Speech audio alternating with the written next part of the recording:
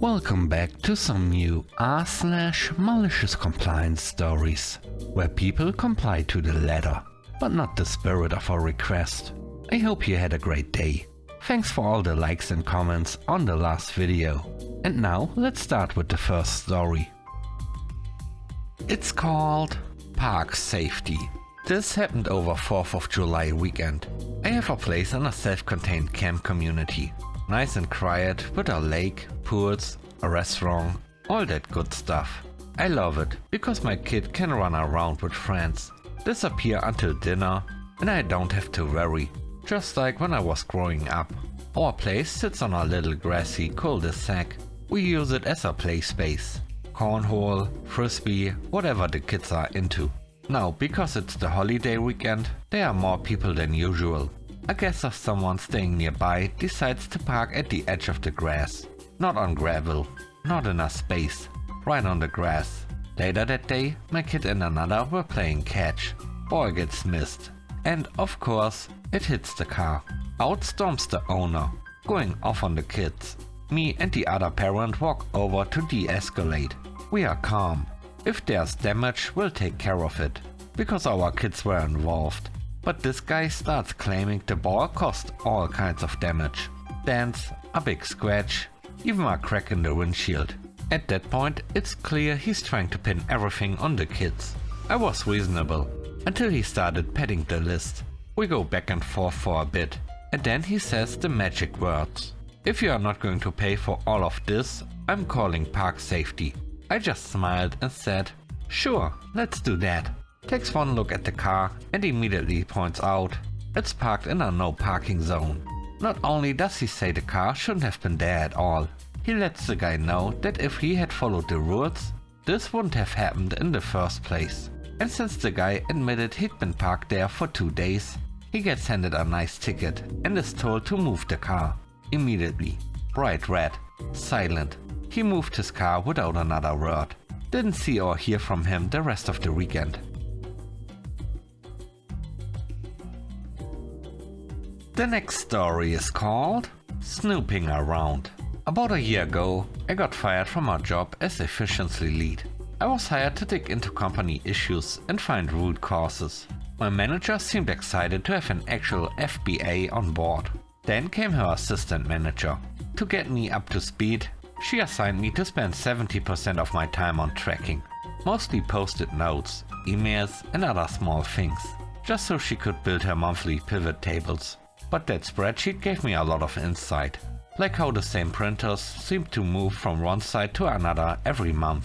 Either someone was literally relocating equipment constantly, or something was very wrong. Some of the inconsistencies were serious enough to raise flags with the local equivalent of the IRS. So I did my job.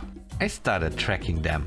That's when the assistant manager began restricting my access to internal data.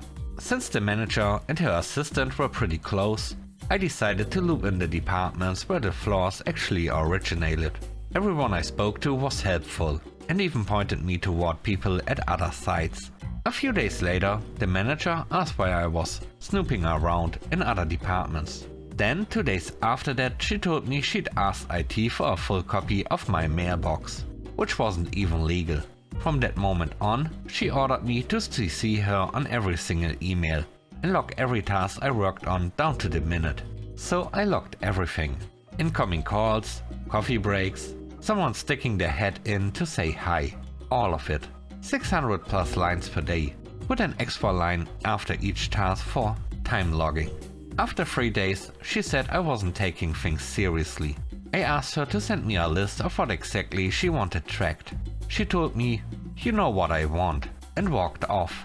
Soon after, I got called into HR.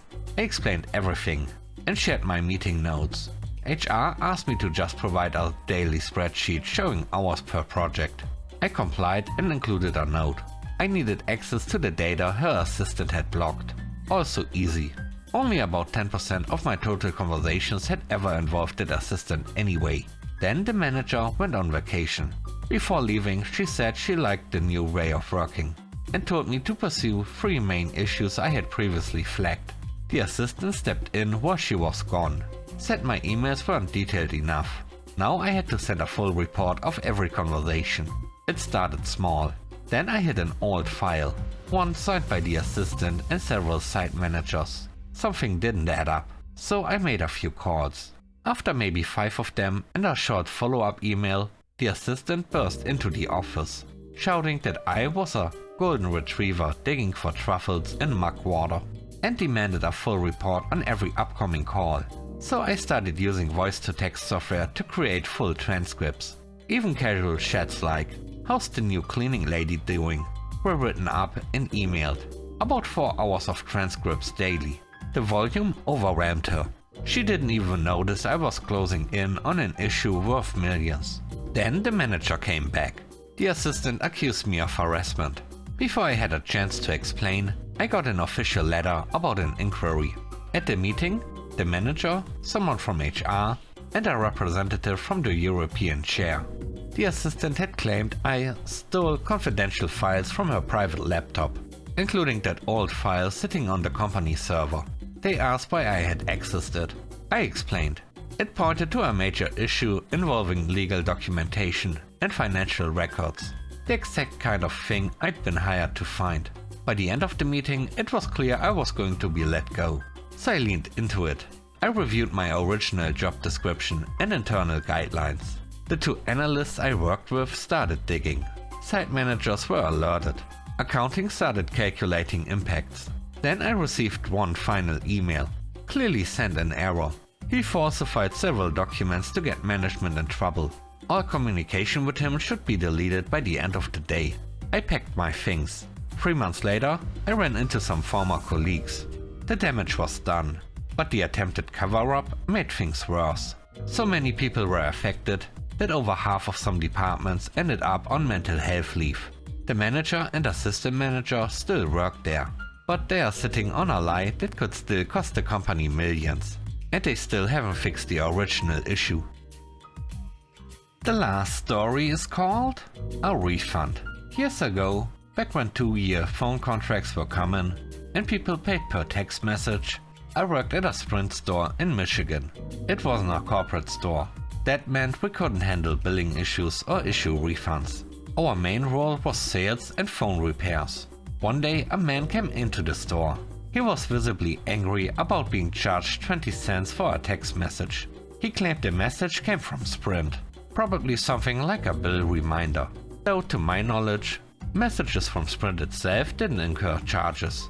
I calmly explained that since we weren't a corporate store, I had no access to customer billing and couldn't process any type of refund. That answer wasn't acceptable to him. He started yelling. He called me a dumb kid and ranted about how people my age loved texting.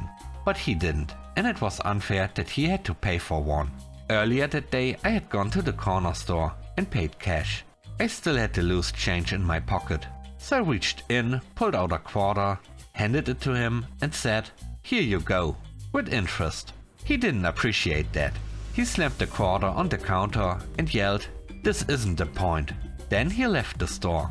That was the end of it.